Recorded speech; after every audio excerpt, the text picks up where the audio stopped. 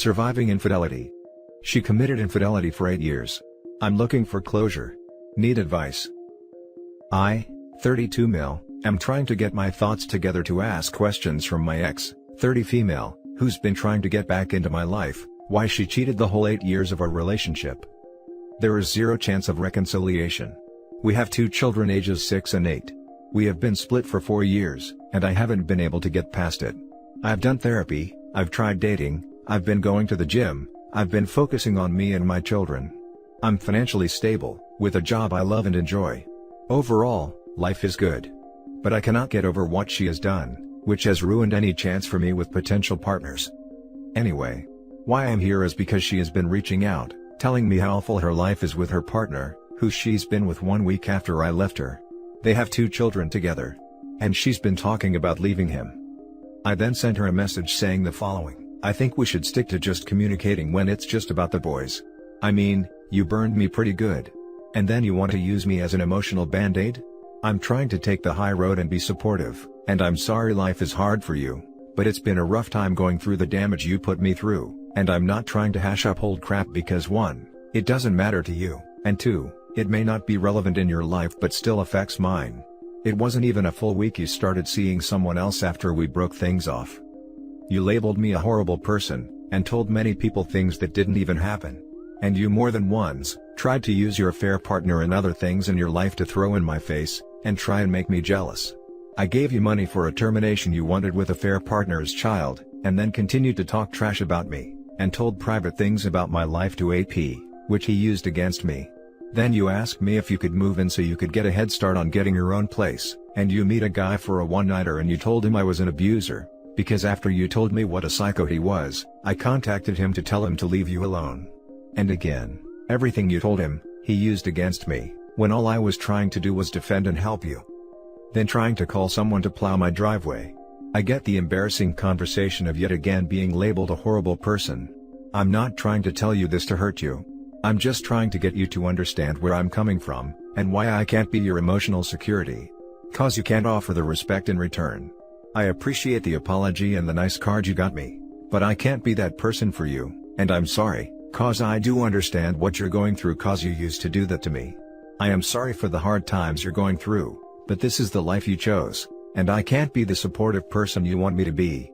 I feel crappy for saying this, but it's something I have to get off my chest. So after this, I'm thinking what a great time to ask her for some answers to get some closure for me and my mental health, right? Is it worth it? If it is worth it, what should I ask?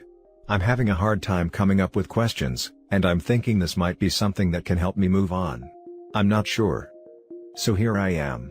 I know one question I'm still on the fence about knowing is, if my children are actually mine. I love my boys with all my being, and I don't think I could take it if I found out they were not mine. If I didn't have children with my ex, I would go no contact. But having children, I have no choice. So, if you were in my shoes, what would you do? Now for the top advice. Closure is a myth. She has told so many lies about your relationship that I doubt she could find the truth in her. She has no answers for you. My thoughts are the same. Most likely just hear crickets if I asked her. Still funny how she has the gall to reach out and talk to me about her relationship. To OP. This is going to be harsh. Apologies in advance, you seem like a good guy. 1. Paternity test. Yes. You need to know. 2. You will not get closure with her. Certainly not the type for which you are looking.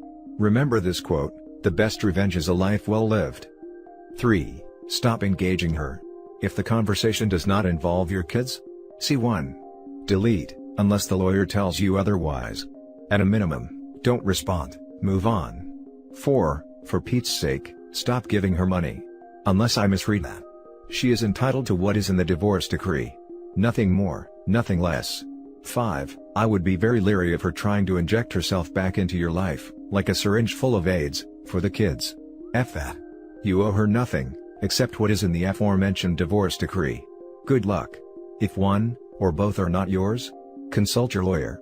Financially, you may be on the hook anyway, and emotionally this would be a wrecking ball, but knowing is better than doubt. Yeah, no answer she will give you will feel satisfying. And being 4 years later, I doubt the honesty of her answers. The only acceptable closure you should find is that, There is no closure. There is no good enough why to what she did. She did it because she is a broken person who lacks ability to communicate honestly. In 4 years, she hasn't addressed her problems, so she's in the same place. The best thing for you is to go minimal contact, and implement gray rock. Complete ignore any conversations not about children. Only communicate via text. You have to train your mind that she's just an acquaintance in your life that you knew a long time ago. Just the mother of your children and nothing more. In the meantime, read No More Mr. Nice Guy by Robert Glover. I think you need to learn how to look out for you, and not be such a giver. Also, I know you said therapy didn't work, but have you tried EMDR? It's a more intense version, and may help you out in this case if traditional therapy isn't helpful. Thank you for your reply and advice. I will look into the book and EMDR. The next story is titled, I finally asked her to stop texting me and made an exit. I did it, people. Before meeting this girl, I was the type of guy who wouldn't allow any potential woman to jerk me around, since I considered it unhealthy and immature for the lady to do so, and already knew that she can never be the one to have a worthy relationship with.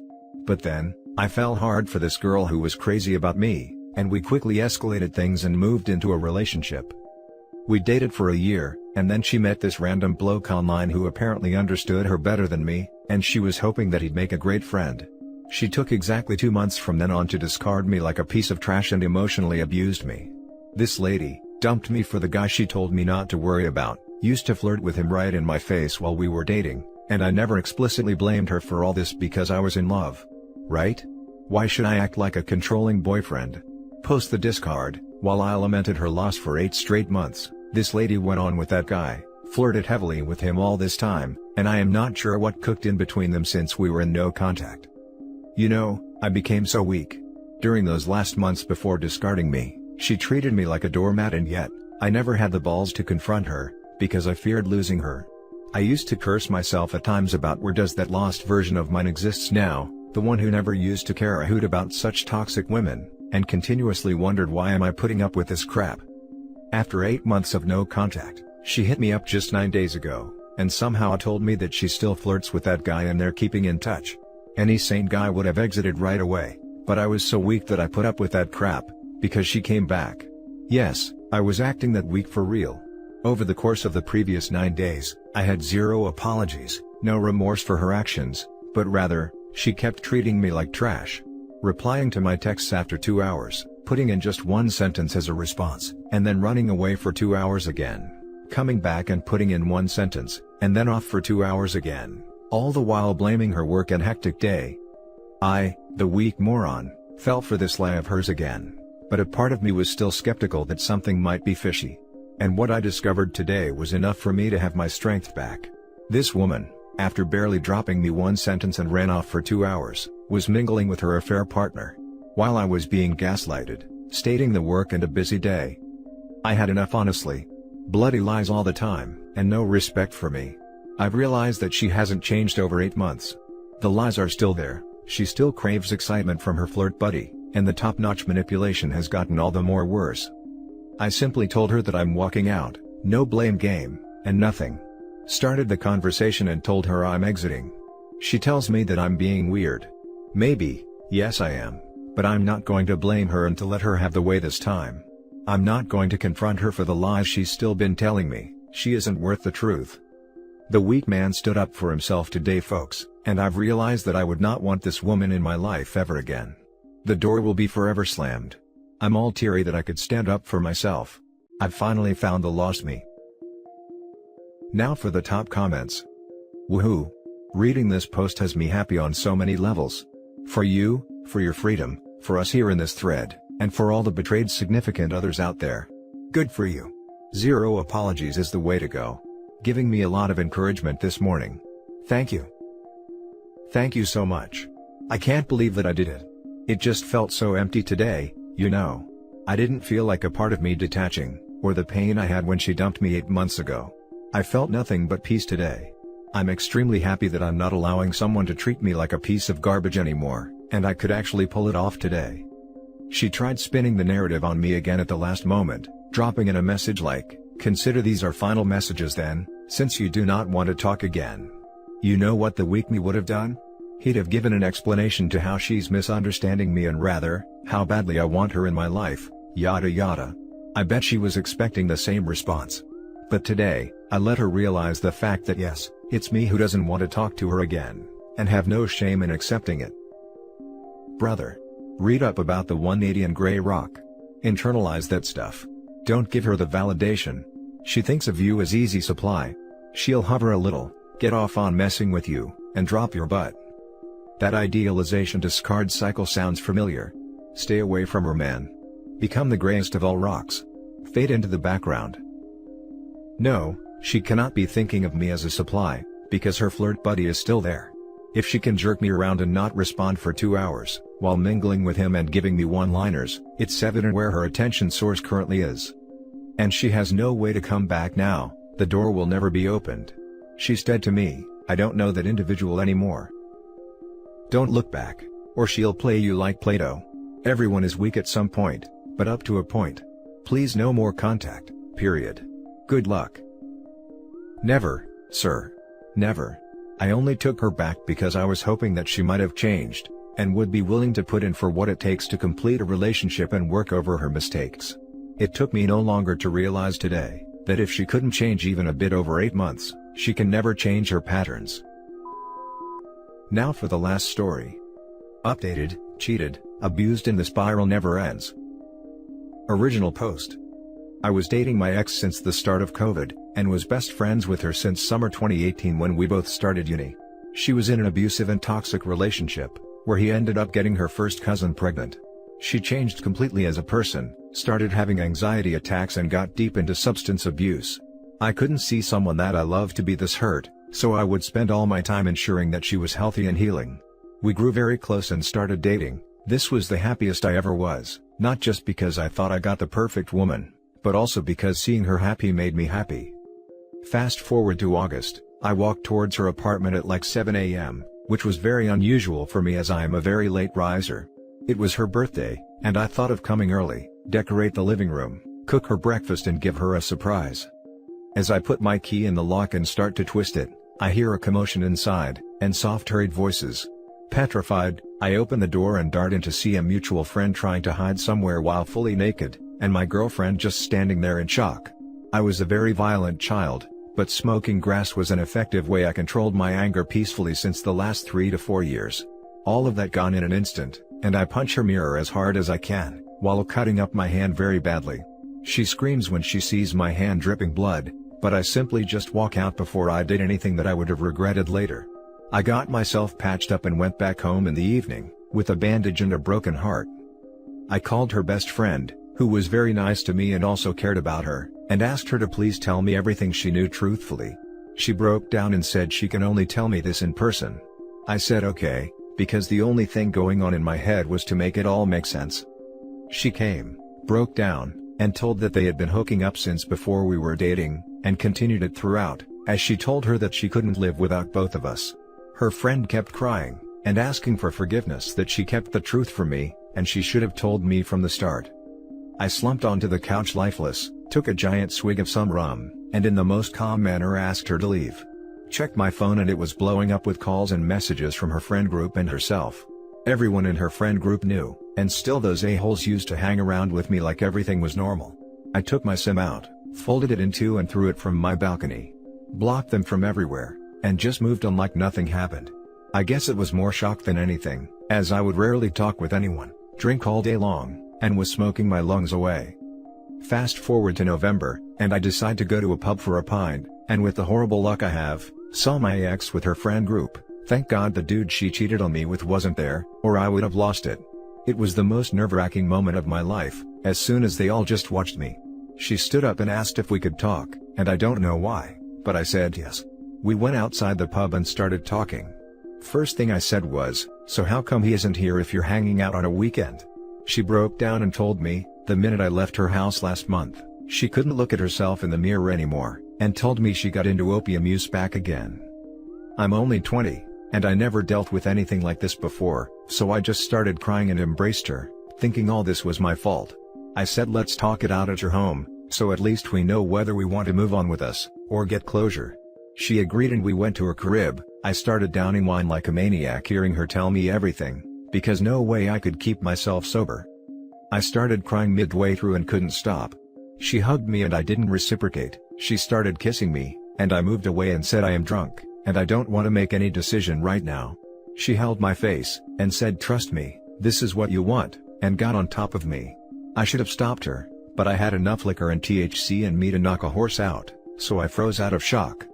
I don't remember anything clearly from that night, and I wake up in her bed without my clothes and realized what had happened. I got an anxiety attack and started crying in the washroom while she was sleeping with no care. The only thing I was sure of was I was not in any way in a sober state last night, and she didn't even drink past a cup of wine. I scrambled for my belongings and ran to my home. Put my phone on silent, started having the worst day of my life.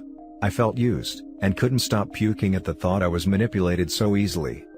Since then, I reported the incident to my university authorities, who promise 100% discretion. They wanted me to press charges, but I said that's the last thing I want to do to a self-harming person.